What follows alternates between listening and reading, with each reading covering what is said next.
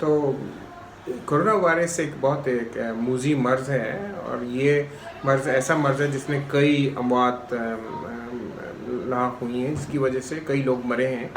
और ये स्टार्ट जो है 2019 की दिसंबर में वुहान सिटी चाइना में हुआ था, जहाँ पे मर्ज़ डिस्कवर हुआ था। और उसके बाद बहुत सी अमवात हुई चाइना में। उसके बाद ये मुख्तलिफ दुनिया के मुल्कों में फैल गया ये मर्ज़। इसको WHO ने पेंडेमिक करार दिया है। इसका मतलब है कि ये मर्ज़ पूरी दुनिया में फैला हुआ है इस वक्त। इसको और इस वक्त इंग्लैंड को बहुत बुरी तरह इसने अफेक्ट किया हुआ है। इसके अंदर कई बात हुई हैं, कई लोग मरे हैं। तो ये इसमें जो अलामात होती हैं वो अक्सर लोग मुझसे पूछते हैं, और अलामात वही होती हैं जो फ्लू में होती हैं, लेकिन ये एक बहुत मूजी मर्ज़ है। नॉर्मल फ्लू में जो मोर्टेलिटी होती है वो 0.1 के करीब होती है, जबकि ये 10 गुना ज़्यादा इसमें मोर्टेलिटी है, 10 गुना ज़्यादा इसमें इफ़ेक्ट होता है और लोग मरते हैं। तो एक सीरियस किस्म का मर्ज़ है, सीरियस किस्म की एक बीमारी है। इसको कोविड-19 कहते हैं। इसका मतलब ये कि कोरोना वायरस से रिलेटेड इन्फेक्शन, इसका दूसरा नाम है कोविड-19। और इसका इसलिए को बहुत समझना ज़रूरी है कि ये एक बहुत मूजी मर्ज़ है। और इसमें लोग मुझसे पूछते हैं कि अलामात क्या होती हैं, तो अलामात वही होती हैं जो फ्लू में होती हैं। जैसे बुखार, उसमें 80 से 90% लोगों में बुखार की अलामत होगी, हाई फीवर होगा। इसके अलावा उनको खांसी होती है, खांसी भी इसकी बहुत ख़ास अलामात में से।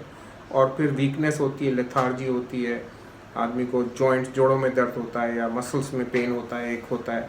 तो वो काफ़ी अपने आप को अनवेल फील करते हैं। लेकिन जब सांस चढ़ने लगे तो ये भी एक अलामत होती है, तो वो उनको उसमें मेडिकल एड की ज़रूरत पड़ती है, बाद में हॉस्पिटल जाना पड़ता ये बीमारी कैसे फैलती है? ये एक बहुत मूजी मर्ज़ है और इसकी जो फैलती है वो बहुत तेज़ी से फैलती है ये बीमारी, और इसकी वजह से कई अमवात हुई हैं। तो इसलिए इसका जानना बड़ा ज़रूरी है कि ये मर्ज़ एक से दूसरे आदमी में कैसे फैलता है। ये एक वायरस है जो ड्रॉपलेट के थ्रू जाता है। जब आप खांसते हैं तो खांसी के ज़रिए वो एक प्रोजेक्टाइल तरीके से जाता है। इसके अलावा बाज़ वक़्त हवा में भी रह जाते हैं जरासीम, जिसको एरोसोलाइजेशन कहते हैं। तो हवा में भी इनके जरासीम नज़र रहते हैं और वो एक दूसरे को इन्फेक्ट कर सकते हैं। इसीलिए सोशल डिस्टेंसिंग की बात गवर्नमेंट ने की है कि कम से कम भी 2 गज के फासले पे लोग हों, उससे ज़्यादा करीब ना आएँ, ताकि ये वायरस दूसरे एक से दूसरे को जाके ना लगे और फैले ना। तो इसके अलावा जो मरीज़ होते हैं, अगर वो किसी चीज़ को टच करते हैं, किसी ऑब्जेक्ट को टच करते हैं, तो उससे भी ये फैल सकता है। जैसे डोर हैंडल्स हैं घर के अंदर, अगर वो उसको होल्ड करते हैं तो वायरस उससे चला जाता है उसमें, और फिर वो एक से दूसरे आदमी को घर में, फैमिली में ट्रांसमिट हो जाता है। या अगर कोई और आदमी वही चीज़ें ऑब्जेक्ट यूज़ करे तो उस तरह फैल जाता है। तो इसमें सबसे इसके बचाव की इंपॉर्टेंट तरीका ये है कि आप हैंड वॉशिंग करें, साबुन और पानी से सिर्फ, और अच्छी तरह से हाथ को साफ़ करें, और कम से कम 20 जो है वो आप सेकंड तक उसको ठीक से हाथों को साफ़ करते रहें, ताकि वायरस में कैरी ना हो, एक आदमी से दूसरे में ना चला जाए। इसी तरह ये जो सर्फेसेज हैं जहाँ वो टच करता है मरीज़ को, ज़रूरी है कि उसको साफ़ कर दिया जाए। लेकिन जब ये अलामात हों तो सबसे पहले जो अरेंजमेंट है वो है NHS हेल्पलाइन का, विच इज़ NHS 111। उसको रिंग करना चाहिए और उनसे एडवाइस लेनी चाहिए। तो वो एडवाइस में बाज़ बार टेस्ट भी अरेंज करते हैं। तो टेस्ट इसका जो होता है वो नेज़ल स्वाब और थ्रोट स्वाब होता है, इसका रिज़ल्ट जो अब आजकल 6 घंटे या उससे भी जल्दी आने लगा है। तो अगर ये चेक हो जाता है तो अच्छा हो जाता है, पता चल जाता है कि ये मर्ज़ है। और जब पता चलता है तो आदमी को सेल्फ़ क्वारंटीन करना पड़ता है, अपने आप को अलहदा करना पड़ता है अपने ख़ानदान वालों से, अपने दोस्तों से।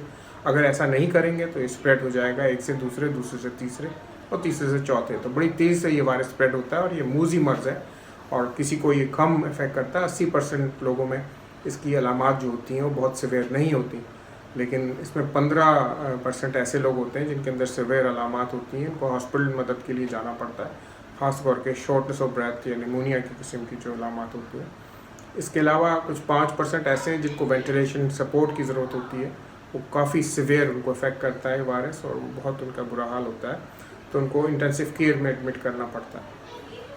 तो इसलिए इसको बहुत ज़रूरी है कि इसको समझा जाए, और उसके बचाव का जो बेस्ट तरीका है वो जैसे सोशल डिस्टेंसिंग है, या अपने आप को अलग कर लेना है लोगों से ताकि फैल ना सके वायरस। शुक्रिया।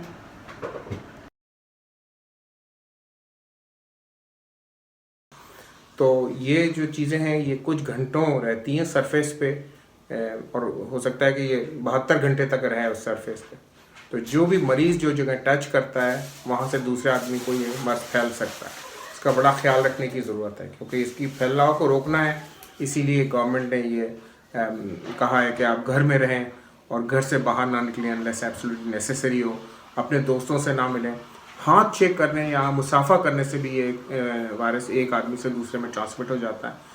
इसी तरह अगर आप कोई गले मिल रहे हैं या मुसाफा कर रहे हैं उसके से थ्रू भी हो सकता है। अगर एक छोटे कमरे में बहुत ज़्यादा लोग बैठे हुए हैं तो ये ड्रॉपलेट जो है एरोसोलाइजेशन शुरू हो जाती है और एक से दूसरे आदमी को इन्फेक्ट कर सकता है। जब खांसी आए तो कहा गया कि इस तरह से करें, या छींक आए तो आप ऐसे ना करें कि हैंडकरचिफ हो या रुमाल हो तो उस पर जाके गिरे, टिश्यू पे गिरे, ताकि ऐसा ना हो कि दूसरे आदमी को ये फैले बीमारी। तो हद इम्कान हमें कोशिश करनी है कि ना फैले ये बीमारी, और उसका सबसे बेहतरीन तरीका है हैंड वॉश करना, साबुन और पानी से अच्छी तरह साफ करना। शुक्रिया।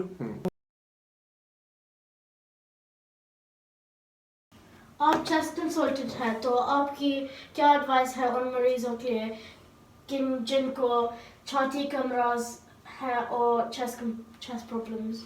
हाँ, ये बड़ा अच्छा सवाल है। शुक्रिया आपका कि ये सवाल आपने लाया, क्योंकि मुझे काफ़ी लोग कांटेक्ट करते हैं और ये सवाल मुझसे पूछते हैं कि अगर आपको COPD या एम्फिसीमा है, छाती की प्रॉब्लम है, तो क्या आपके ऊपर ज़्यादा सिवियर COVID-19 इन्फेक्शन होगा? अगर आपको एस्मा है या दमा है तो क्या ज़्यादा सिवियर होने का चांस है? ये बात है कि अगर आपको छाती के अमराज हैं तो इन्फेक्शन COVID-19 होने का चांस है, इसलिए उनको मोहतात होने की ज़्यादा ज़रूरत है।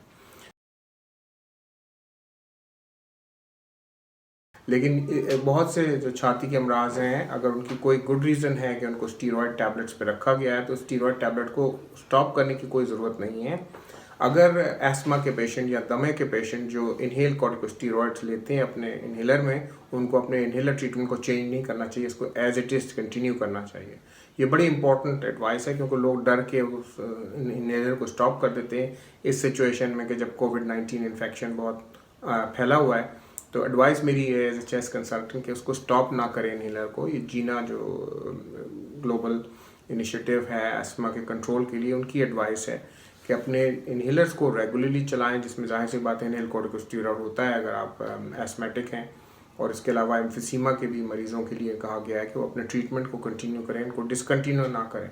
और बहुत अहम एडवाइस ये भी है कि आप अपने GP से बात करके एटलीस्ट 30 डेज़ की सप्लाई अपनी ट्रीटमेंट को रख लें मंगवा के, और इनहेलर्स को शॉर्ट ना होने दें इस सिचुएशन में कि जी जो इस वक्त सोशल आइसोलेशन है, लोग रोडों पे नहीं जाते, लोग अपने घर से बाहर नहीं निकलते अनलेस एब्सोल्युटली ज़रूरी हो। तो इस सिचुएशन में अपना ट्रीटमेंट जो है आपको पूरा तैयार करके रखना है और ट्रीटमेंट को स्टॉप नहीं करने देना है। ये बड़ी इंपॉर्टेंट बात है और ये आपकी तवज्जो से मैं तमाम नाज़रीन तक जानी चाहिए। घर में रहना चाहिए, क्योंकि अक्सर हमारे यहाँ एशियन फैमिलीज़ में मैंने देखा है डिज़ीज़ ज़्यादा हुई है और अनफॉर्चुनेटली काफ़ी अमवात भी हुई हैं। तो इसलिए मैं इसको बड़ा ज़रूरी समझता था कि ये मैसेज मैं आज पहुँचाऊँ कि जहाँ भी आप पब्लिक गैदरिंग को अवॉइड कर सकें वो करें। अपने दोस्तों को फ़ोन पे बात कर लें, खुद जाके उनसे ना मिलें, खुद मुसाफा ना करें। बैठ के फैमिली में बहुत करीब बैठ के कोई गेम खेल रहे हैं या कोई ऐसी चीज़ एक्टिविटी कर रहे हैं जिससे ख़तरा हो एक वायरस को फैलने का, उसको हरगिज़ ना करें।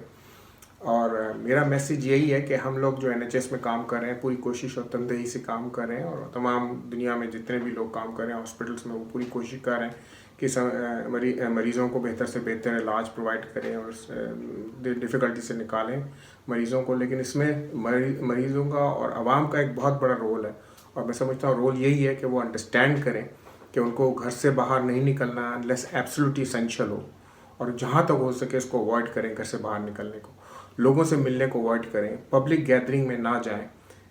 मुझे अंदाज़ा है कि बहुत से लोग उनकी अपनी क्लोज बड़ी फैमिलीज़ होती हैं और घर में कन्फाइनमेंट में बहुत मुश्किल फील करते हैं, लेकिन इसको थोड़े दिन के लिए आपको ये करना पड़ेगा।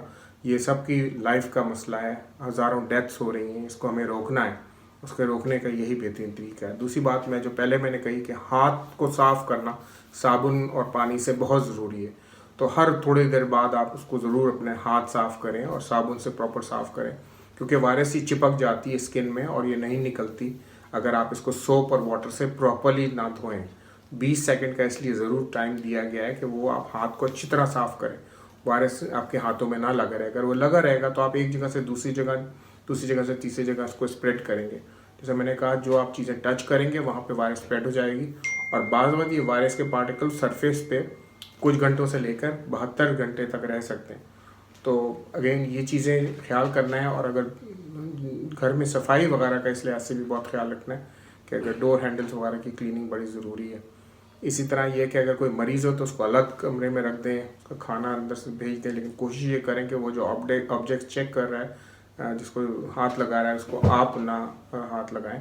इसी तरह उसके करीब ना जाएं, उसको अलग आइसोलेशन में कमरे में रखें। ये तमाम तदाबीर हैं जिससे हम मिल के इस मूजी मर्ज़ को फाइट कर सकते हैं और उसको ख़त्म कर सकते हैं। और हम सब आपके लिए दुआ कर रहे हैं, आप भी हमारे लिए सबके लिए दुआ करें कि हम जल्दी से जल्दी इस मर्ज़ पर काबू पा लें। अल्लाह हाफ़िज़।